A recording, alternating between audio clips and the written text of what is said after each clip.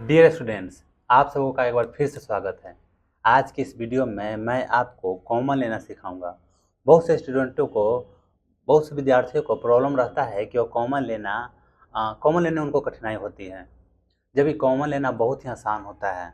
जब हम बहुपद बना रहे होते हैं, बहुपद के प्रश्नों को हल कर रहे होते हैं, तो होता क्या है कि हमको कॉमन लेने की ज़रूरत पड़ता है, लेकिन अधिकांश विद्यार्थियों को कॉमन लेने में दिक्कत होता है। तो इसको आइए सीखते हैं कि आखिर हम कैसे कॉमन ले सकते हैं। बहुपद के जो भी प्रश्न रहते हैं उसका कॉमन लेने के लिए मैं कुछ आसान तरीका बताऊंगा, नहीं तो प्रैक्टिस जब कर लेंगे तो आपको कठिन से कठिन प्रश्न भी आपको आसान लगने लग जाएगी। तो देखो, जिस उदाहरण के तौर पर पहला और दूसरा प्रश्न है, हम पहला प्रश्न को हल कर रहे हैं, कॉमन ले रहे हैं। तो कॉमन लेने का कॉमन को हिंदी में उभयनिष्ठ बोलेंगे, यानी कौन सा ऐसा अंक, चाहे चर चाहे अचर जो है, जो प्लस चाहे माइनस के दोनों तरफ, जो प्लस माइनस से जो जुड़ा हुआ है आपस में, उन दोनों में ऐसा क्या है जो उभयनिष्ठ है, यानी कि कॉमन है, उसको हम बाहर निकालते हैं, यानी कॉमन लेते हैं। अब जैसे देखो, हम इसको कॉमन लेना आसान हो इसके लिए करते क्या है कि इन दोनों को तोड़ देते हैं। कहने का मेरा मतलब ना कि 5x के बदले 5 गुने x लिख सकते हैं और 25 के बदले 5 गुने 5 लिख सकते हैं, है ना। अब देखो, अब प्लस की इस तरफ तुम गौर करोगे कि 5 है गुना में, और प्लस के इस तरफ यानी कि दायां तरफ और बायां दोनों तरफ है, गुना 5 है। तो कहने का मतलब ना कि जो 5 है ना, ये उभयनिष्ठ हो गया, और जो कॉमन हो गया, उभयनिष्ठ हो गया, उसको हम बाहर निकाल लेंगे। तो देखो, बाहर निकालेंगे तो 5 बाहर निकल जाएगा, तो कुछ इस प्रकार से ब्रैकेट देंगे हम, और ब्रैकेट के अंदर जो बच जाता है उसको लिखा जाता है। तो देखो, 5 बाहर निकल गया तो यहाँ पर x बचा, और इसमें 5 बच गया। हल हो गया, कॉमन जो लेना था लिया गया। मैंने पहले ही बताया कि कॉमन लेना कोई कठिन प्रश्न नहीं, मतलब कठिन बात नहीं है। अब इसे देखो, दूसरा प्रश्न है a² bc + ab² c + a। अब जैसे प्लस रहने दो ना, नहीं है तो यहाँ पर हम माइनस कर देते हैं। ठीक, माइनस भी रह सकता है, कोई जरूरी थोड़ी है कि प्लस से ही केवल रहें।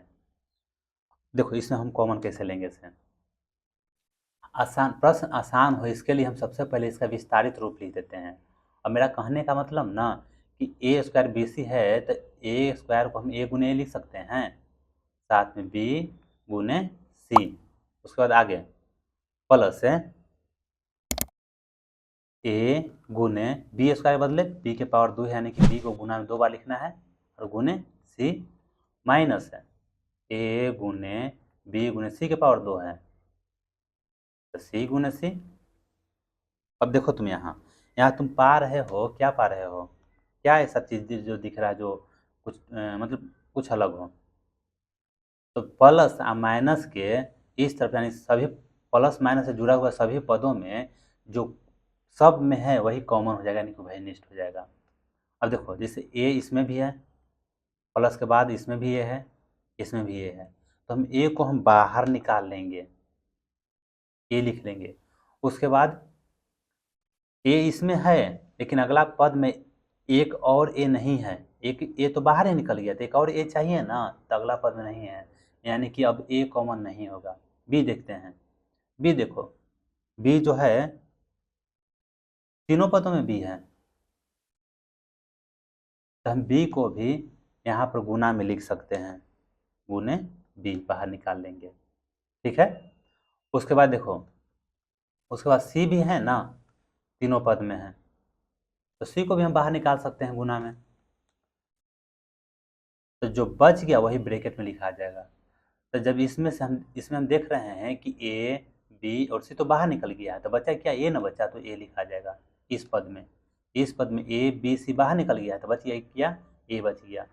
और उसके बाद इसमें ए बी सी बाहर निकल गया, तो क्या बच गया, प्लस के चिन्ह के साथ बी बच गया है।